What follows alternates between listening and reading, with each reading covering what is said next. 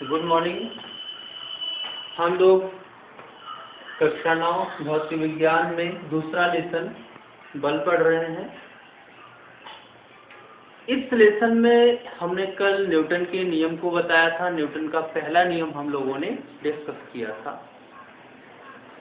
आज हम न्यूटन के दूसरे नियम को डिस्कस करेंगे और उसको प्रूव करेंगे, लेकिन इससे पहले हमने आपको होमवर्क दिया था कि आप लोग न्यूटन का जो पहला नियम है उस नियम को पढ़ेंगे और उसका सत्यापन ढूंढकर लाएंगे।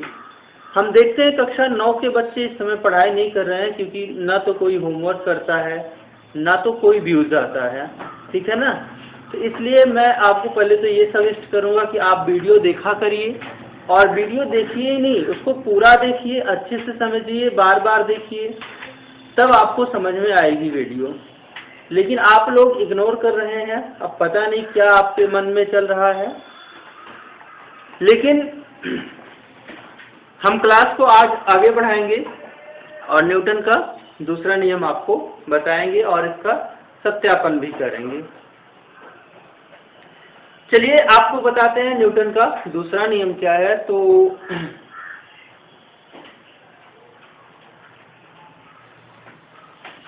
ये है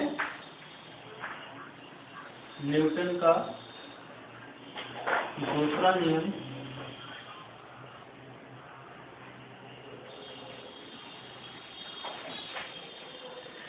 आपको बता दें कि आप बल पढ़ रहे हैं, और बल में न्यूटन का पहला नियम था कि वस्तु गति की अवस्था में है तो गति में ही रहेगी, और विरामावस्था में है तो विरामावस्था में ही रहेगी जब तक कि उस पर कोई बाह्य बल ना लगाया जाए।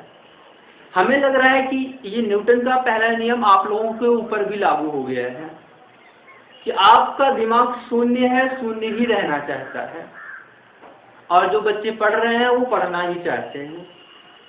और अगर आप चाहते हैं कि न्यूटन का जो पहला नियम है वो पहला नियम सत्यापित ना हो, तो आप काम करिए, उस पर थोड़ा सा बाहर से बल आरोपित कर दीजिए अपने दिमाग पर जो शून्य होकर के बैठा हुआ है, और उस पर बल लगा करके थोड़ा सा बाहर से कुछ आरोपित करके, फोर्स करके उसको समझाइए कि नहीं पढ़ना है, क्योंकि ये मौका निकल गया तो हम आपको बचा नहीं पाएंगे।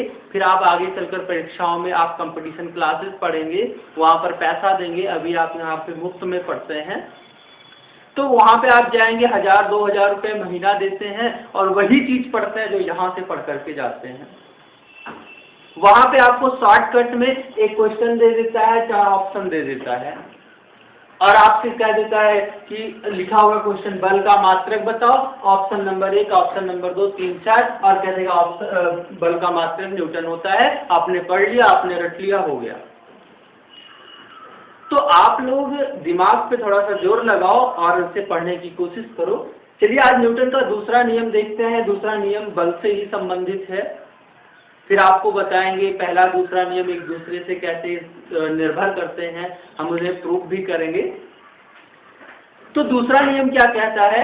न्यूटन का दूसरा नियम है कि यदि हम किसी वस्तु पर बल लगाते हैं, पहले नियम में क्या था कि पहले नियम में उन्होंने कहा कि यदि हम किसी वस्तु पर बाहर से कोई बल ना लगाएं तो वो वस्तु अपनी स्थिति को बनाए रखती है। पहले नियम में क्या था कि यदि हम किसी वस्तु पर बाहर से कोई बल ना लगाएं तो वो अपनी स्थिति को बनाए रखती है, बनाए रखने का प्रयत्न करती है। दूसरा नियम क्या है? दूसरे नियम में बल लगा रहा है और क्या कह रहा है कि यदि कोई वस्तु पर हम बल आरोपित करते हैं, यदि हम किसी वस्तु पर बल आरोपित करते हैं,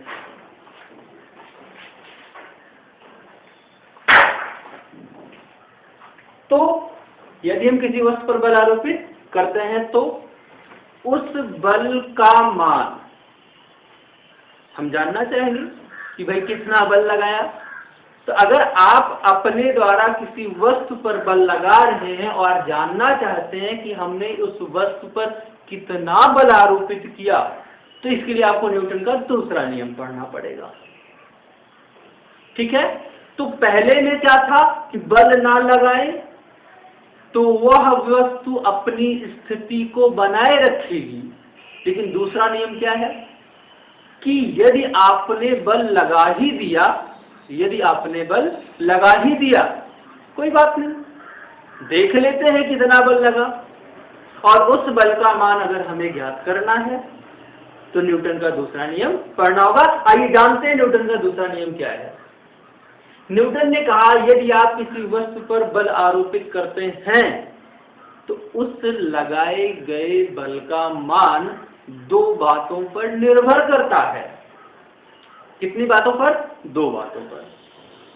पहली बात क्या है कि जिस वस्तु पर आपने बल लगाया उस वस्तु का द्रव्यमान,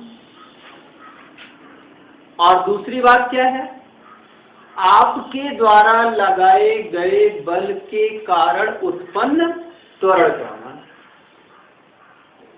आपके द्वारा लगाए गए बल के कारण उत्पन्न त्वरण का मान।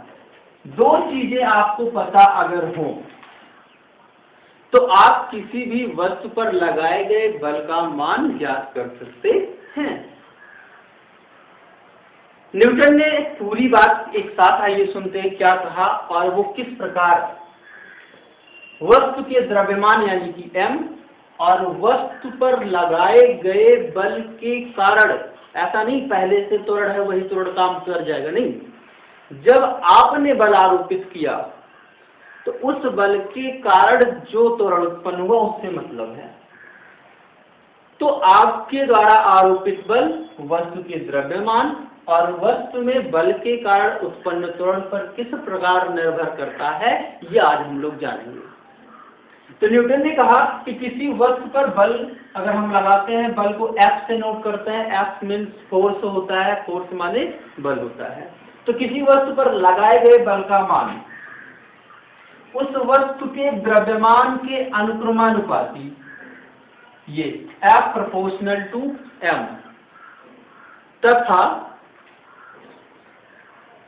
वस्तु में लगाए गए बल के कारण उत्पन्न त्वरण के भी अनुक्रमानुपाती होता है। यानी कि आपने जो बल लगाया वो दो बात पर निर्भर करेगा, एक तो वस्तु के द्रव्यमान पर और दूसरा वस्तु पे उत्पन्न त्वरण पे। और द्रव्यमान के बल क्या होगा आपका? अनुक्रमानुपाती होगा।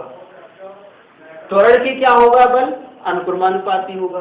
यानी कि ये प्रोपोर्शनल टू का मतलब क्या होता है, अनुक्रमानुपात का मतलब क्या होता है। अब तक आपने दो संख्याओं के बीच में बराबर का चिन्ह लगा हुआ देखा होगा, लेकिन ये प्रोपोर्शनल क्या होता है इसे हम जानना चाहेंगे। आइए जानते हैं कि प्रोपोर्शनल होता क्या है, उसके बाद दिखाते हैं कि m f प्रोपोर्शनल टू क्यों लिखा जाता है या f प्रोपोर्शनल टू a क्यों लिखा जाता है। f प्रोपोर्शनल टू यानी कि f अनुक्रमानुपाते m का अर्थ ये है कि f में सबसे पहले क्या है? फोर्स यानी कि बल। m का मतलब वस्तु का द्रव्यमान। अर्थात किसी वस्तु पर यदि हम बल लगाते हैं तो वह वस्तु पर लगाया गया बल उस वस्तु के द्रव्यमान के अनुक्रमानुपाती होता है। इसको ये पढ़ने का तरीका है कि किसी वस्तु पर लगाया गया बल उस वस्तु के द्रव्यमान पर, द्रव्यमान की क्या होता है? अनुक्रमानुपाती। अब ये अनुक्रमानुपाती का मतलब कि ये होता है कि अगर आपने m की वैल्यू बढ़ाई तो f अपने आप बढ़ जाएगा, या f की वैल्यू बढ़ाई तो m का बड़ा हो जाएगा। यानी कि अगर आप किसी वस्तु का द्रव्यमान बढ़ा देते हैं, आप खुद से सोचो कि यदि आप किसी एक ईंट को लेते हैं तो वो किसी वस्तु पर कम बल आरोपित करती है, किसके अपेक्षा? दो ईंटों की अपेक्षा। आप 3 ईंट ले लीजिए, एक ईंट से बहुत ज्यादा बल आरोपित करेंगी 3 ईंटें। 4 ईंट ले लीजिए और बल आरोपित करना 5। आप ईंटों की संख्या बढ़ाते जाओ, बल का मान बढ़ता जाएगा। जब कोई काम एक व्यक्ति नहीं कर पाता तो 2 लग जाते हैं, बल बढ़ जाता है। द्रव्यमान बढ़ाने से बल का मान क्या होता है? बढ़ता है। तराजू के 2 पलड़े होते हैं, एक तरफ भारी सामान रख दिया, अब वो झुक गया, दूसरा उठ गया। अब आप क्या करेंगे दोनों को बराबर करने के लिए? दूसरी तरफ भी आप द्रव्यमान यानी कि वो कोई वस्तु रखेंगे जिससे दोनों पल्ले क्या हो जाते हैं, बराबर हो जाते हैं। यानी कि किसी भी वस्तु पर जो बल लगाया जाएगा वो बल उस वस्तु के द्रव्यमान पर क्या होगा, निर्भर करेगा। किस प्रकार निर्भर करेगा? द्रव्यमान बढ़ाने से बल बढ़ेगा, द्रव्यमान घटाने से बल घटेगा। दूसरी बात है एक्सेलरेशन यानी कि त्वरण की। क्या बल त्वरण पर भी निर्भर करता है या त्वरण बल पर भी निर्भर करता है? बिल्कुल करता है। आप खुद से सोचो कि आप अगर चाहते हो कि आपकी साइकिल बहुत जल्दी से स्पीड पकड़ ले, आप चाहते हो कि आपकी साइकिल बहुत जल्द स्पीड पकड़ ले, तो इसके लिए आप क्या करते हैं? आप अपनी पैडल पर अधिक बल आरोपित करते हैं। यानी कि ज्यादा बल लगाएंगे तो ज्यादा त्वरण उत्पन्न होगा, ज्यादा त्वरण उत्पन्न होगा तो साइकिल का जो वेग परिवर्तन है वो जल्दी होगा, क्योंकि वेग परिवर्तन की दर को ही क्या कहते हैं, त्वरण कहते हैं। आप वॉलीबॉल खेलते हो, आप फुटबॉल खेलते हो, आपके पैर के पास फुटबॉल आया, आपने धीरे से बल लगाया तो फुटबॉल धीरे धीरे लुढ़कता हुआ आपके पास या किसी और के पास चला जाएगा। लेकिन आपने थोड़ा सा बल तेजी से लगा दिया तो वही फुटबॉल अपना वेग, क्योंकि पहले रुका हुआ था, शून्य था, अगर बल तेजी से आपने लगा दिया तो वही फुटबॉल बहुत तेजी से आगे बढ़ जाएगा और जल्दी से दूसरे स्थान पे पहुंच जाएगा। यानी कि बल लगाने से किसी वस्तु के वेग में परिवर्तन तेजी से होता है, और वेग परिवर्तन की समय दर को ही हम क्या कहते हैं, त्वरण कहते हैं। तो हुआ ना बल दोनों पर निर्भर। अब जैसे द्रव्यमान की भी बात कर लेते हैं कि वॉलीबॉल, आपका फुटबॉल अगर भारी हुआ तो आपको उतनी ही स्पीड ले जाने में अधिक बल लगाना पड़ेगा। यानी कि किसी वस्तु पर आरोपित बल दो बातों पर निर्भर करता है, एक तो वस्तु के द्रव्यमान पर, दूसरा उस वस्तु में बल के कारण उत्पन्न त्वरण पर। दोनों को मिला देते हैं या प्रोपोर्शनल टू एम। और अब हम प्रोपोर्शनल का चिन्ह यानी कि अनुक्रमानुपाती का चिन्ह हटाते हैं और लिखते हैं F इज इक्वल टू के एम ए। ये के कौन है? के का मतलब कांस्टेंट, एक नियतांक, एक निश्चित मान। आपको बता दें, आज से आपको जब भी ये प्रोपोर्शनल मिलेगा, इस प्रोपोर्शनल को हटाने के बाद हम बराबर लगाएंगे और बराबर लगाने के बाद वहां पर हम एक कांस्टेंट संख्या का प्रयोग करते हैं। ठीक, यहां पर किस कांस्टेंट का उपयोग किया मैंने? के का। यदि हम किसी 1 किलोग्राम द्रव्यमान की वस्तु पर 1 मीटर प्रति सेकंड स्क्वायर का त्वरण उत्पन्न करना चाहते हैं तो कितना बल लगाना पड़ेगा? हो जाएगा F इज इक्वल टू के 1 × 1 और F is equal to 1 kilogram की वस्तु पर 1 मीटर पर सेकंड स्क्वायर का बल त्वरण उत्पन्न करने के लिए 1 न्यूटन का बल आरोपित करते हैं। तो ये हो जाएगा हमारा 1 न्यूटन किलोग्राम के रहने देते हैं यहाँ पे, तो 1 बराबर हो जाएगा के, यानी कांस्टेंट के का मान कितना आता है? 1 आ जाता है। तो ये फॉर्मूला आपका बन जाता है F बराबर m। यही न्यूटन का दूसरा नियम है। आप न्यूटन के दूसरे नियम को एक बार शुरू से फिर से सुनिएगा। न्यूटन ने दूसरे नियम में कहा, यदि आप किसी वस्तु पर बल आरोपित करते हैं तो उस बल का मान दो बातों पर निर्भर करता है। पहली बात क्या है? वस्तु के द्रव्यमान पर। दूसरी बात क्या है? लगाए गए बल के कारण उत्पन्न त्वरण पर। किस प्रकार निर्भर करता है? बल के द्रव्यमान के भी और उत्पन्न त्वरण दोनों की क्या होता है? बल अनुक्रमानुपाती होता है। लिखेंगे कैसे? सुनिएगा और नोट करिएगा। लिखेंगे न्यूटन का दूसरा नियम और इसमें लिखना क्या है किसी वस्तु पर आरोपित बल का मान उस वस्तु के द्रव्यमान तथा लगाए गए बल के कारण, उस वस्तु का द्रव्यमान तथा लगाए गए बल के कारण उत्पन्न त्वरण के अनुक्रमानुपाती होता है। ठीक है ना। सत्यापन करने के लिए हम कुछ ऐसी मेथड यूज कर सकते हैं और कह सकते हैं कि माना किसी वस्तु का द्रव्यमान क्या है, m है, और लगाए गए बल के कारण उत्पन्न त्वरण कितना है, a है। तो न्यूटन के नियम के अनुसार F proportional to m, F proportional to a, दोनों को मिलाने पर F proportional to m a या F is equal to k m a, जहाँ k इज इक्वल टू कितना होता है, 1 होता है। ठीक है ना।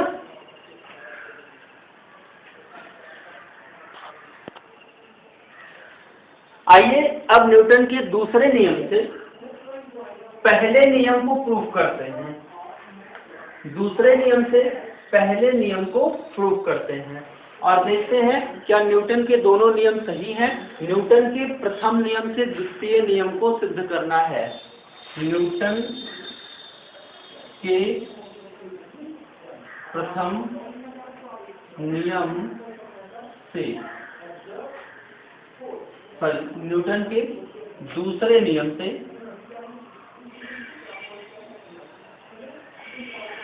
पहले नियम का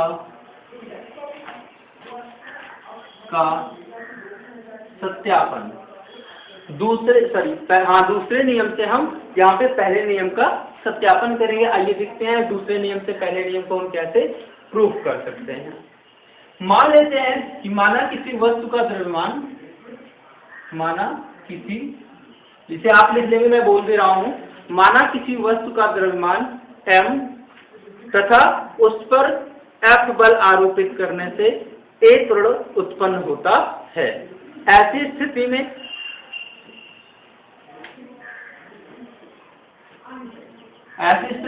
F इज इक्वल टू कितना हो जाएगा, ma। जब किसी वस्तु का द्रव्यमान m था, उस पर F बल लगाने से a त्वरण उत्पन्न हुआ, तो न्यूटन का दूसरा नियम क्या कहेगा, तो F बराबर ma होगा। अगर F बराबर ma है, चलो इतना ठीक है। मान लेते हैं कि हमने वस्तु पर माना F इज इक्वल टू कितना है, 0 है, यानी कि वस्तु पर लगाए गए बल का मान जो है वो कितना है, 0 है।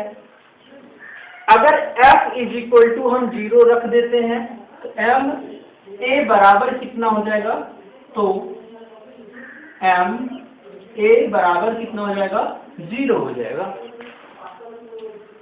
थोड़ा सा दिमाग लगाइएगा कि यदि हमने किसी वस्तु पर लगाए गए बल को 0 कर दिया तो F बराबर होता है ma, तो F के स्थान पे कितना लिख दिया, 0 लिख दिया, तो m गुणे a बराबर 0। अब आप खुद से सोचो, दो संख्याओं का गुणनफल शून्य कब होता है, जब दोनों में से कोई एक संख्या 0 हो, तभी हो सकता है। आप कहीं से कोई भी संख्या ले लो, अगर उनका गुणनफल शून्य लाना है तो दोनों संख्याओं में से एक को 0 होना पड़ेगा। यानी कि m और a का गुणनफल यदि शून्य है तो या तो m शून्य होगा या तो a शून्य होगा। और किसी वस्तु का द्रव्यमान तो शून्य हो नहीं सकता। कोई ऐसी वस्तु आपके पास है जिसका द्रव्यमान शून्य होता हो, नहीं। अभी तक ब्रह्मांड में ऐसी कोई भी वस्तु नहीं है, वो चाहे ठोस हो, चाहे द्रव हो, चाहे गैस हो, जिसका द्रव्यमान शून्य हो। कुछ ना कुछ जरूर होता है, प्रत्येक वस्तु में द्रव्यमान जरूर होता है। तो m does not equal to 0, m शून्य नहीं हो सकता। यहाँ पे लिखेंगे क्योंकि m 0। तो अगर m शून्य नहीं तो बचा कौन, a, अर्थात a is equal to 0। a है कौन, त्वरण। त्वरण किसे कहते हैं, वेग परिवर्तन की समय दर को त्वरण कहते हैं, अर्थात del v upon del t is equal to 0। t इधर भाग में घट जाएगा तो गुणे में आ जाएगा, del v is equal to, शून्य से गुणा होगा टी का तो शून्य। डेल वी कौन है? वेग परिवर्तन। जब हम वेग लिखते हैं तो वेग को लिखते हैं सिर्फ वेग से, और वेग परिवर्तन को, वेग परिवर्तन को किससे लिखते हैं? डेल वी से। तो डेल वी का मतलब वेग में परिवर्तन। वेग में परिवर्तन कैसे निकालते हैं? अंतिम वेग से प्रारंभिक वेग को घटा देते हैं, अर्थात v2 minus v1 is equal to 0। ठीक है ना? v2 minus v1 is equal to कितना आया आपका? 0। फिलहाल इससे कोई मतलब नहीं आपको सिर्फ यहीं पे मतलब है। Del v is equal to कितना आ गया? 0 आ गया। डेल वी है कौन? वेग में परिवर्तन। अर्थात अगर हम किसी वस्तु पर लगाए गए बल को शून्य कर दें, अर्थात किसी वस्तु पर बाहर से कोई बल ना लगाए, F का मान शून्य करने का मतलब क्या होगा? कि बाहर से कोई भी बल उस पर ना लगाए। फिर से सुनिएगा, इससे क्या सिद्ध हो रहा है? रिपीट अगेन, कि यदि हम किसी वस्तु पर लगाए गए बल का मान क्या कर दें? शून्य कर दें, तो उसके वेग में क्या होगा? परिवर्तन कितना होगा? शून्य होगा। यदि F का मान शून्य किया तो वेग में परिवर्तन कितना आया? शून्य। और वेग में परिवर्तन शून्य का मतलब क्या हुआ? कि वो जितना तेज चल रही थी उतने तेज चल रही है, उसके वेग में कोनो परिवर्तन नहीं हुआ। तो न्यूटन का पहला नियम क्या था? कि यदि किसी वस्तु पर बाहर से कोई बल ना लगाएं तो ऐसी स्थिति में उस वस्तु में कोई चेंज नहीं आता है, अर्थात वो अपनी स्थिति को बनाए रखने का प्रयत्न करती है। और न्यूटन का दूसरा नियम भी यही बोला कि यदि F इज इक्वल टू 0 रख देते हैं तो डेल भी मतलब वेग में परिवर्तन कितना होता है? शून्य। यही तो पहला नियम है। ठीक है, तो आज हमने पढ़ा न्यूटन का दूसरा नियम और दूसरे नियम का सत्यापन तथा दूसरी चीज क्या पढ़ी? न्यूटन के दूसरे नियम से पहले नियम का स्पष्टीकरण, पहले नियम का सत्यापन।